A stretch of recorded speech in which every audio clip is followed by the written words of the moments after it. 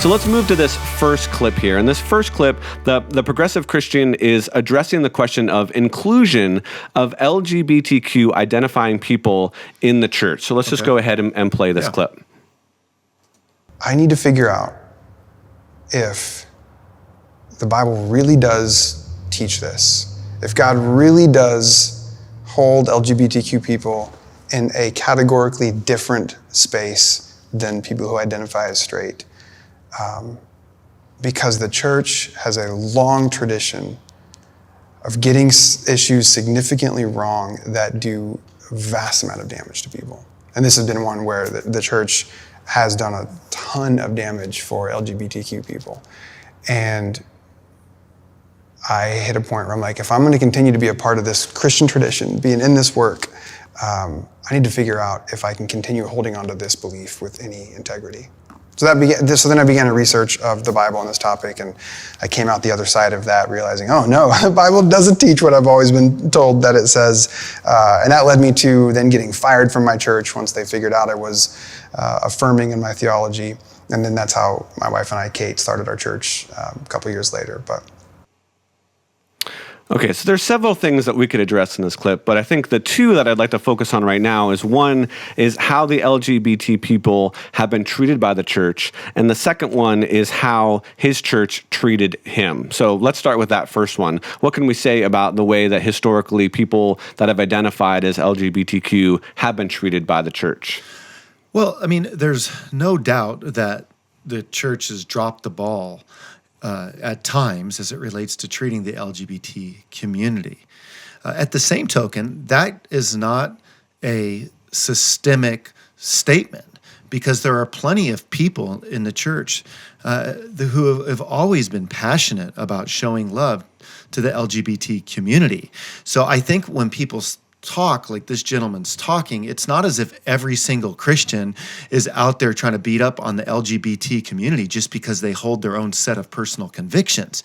See, holding your own convictions and holding your own beliefs is not devaluing the LGBT community. It's trying to be faithful to what you see in the scripture.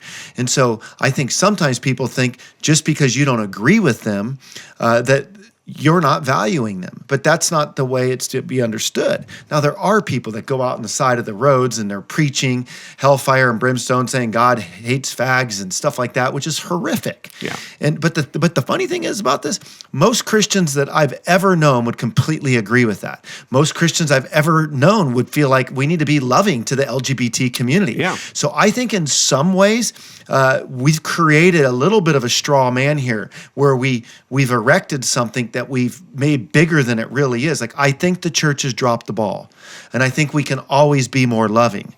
But I think people like this gentleman is dropping the ball and on what the truth says as well.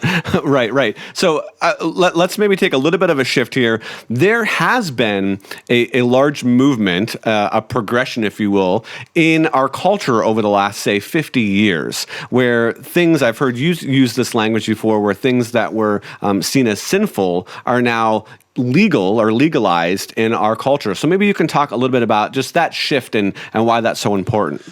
Well, when you look at the moral trajectory that I would call it, there are things in the culture, you're right, that the church and the culture used to share as it relates to moral virtues.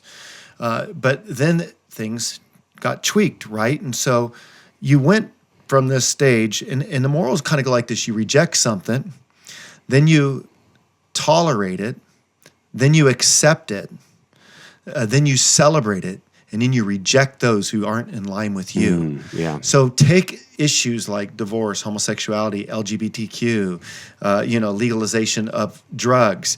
At one time, the culture would reject these things, but then it began to tolerate it. Then it began to accept it. Then it began to celebrate it. Like we have divorce celebration parties. Yeah. And then rejecting you if you don't fall in line. Right. And so what ends up happening is inside the church, progressive Christianity, where the culture has been growing further apart from the church, right? Because the culture's legalized something. And just because something's legal doesn't mean it's moral. Right. But the culture has legalized things like the government has, right? And so the culture and the church are growing further and further apart.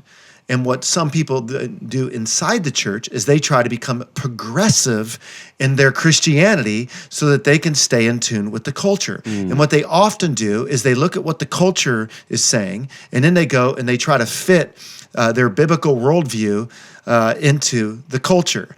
And this is problematic. So I call it going from one extreme to the other. And the church is addicted of going from one extreme to the other. And I don't think his approach is the right response to the approach that he's challenging. I do think that we have to think about what's driving him. And I see some deconstructionism stuff going on here. I could see some postmodern philosophy at work. I don't know this gentleman, but I wouldn't be a bit surprised if the philosophy of deconstruction, postmodernity, has got a hold on him. Well, I hope you enjoyed that episode of the Unapologetic Show, where we seek to defend truth without compromise. If you're interested in checking out more unapologetic shows, you can do so by clicking the playlist here. If you are interested in credible answers to curious questions, one of the things that we do a lot here on this channel, feel free to subscribe. We have answered over 1,000 questions. We hope to meet you next time on the Unapologetic Show.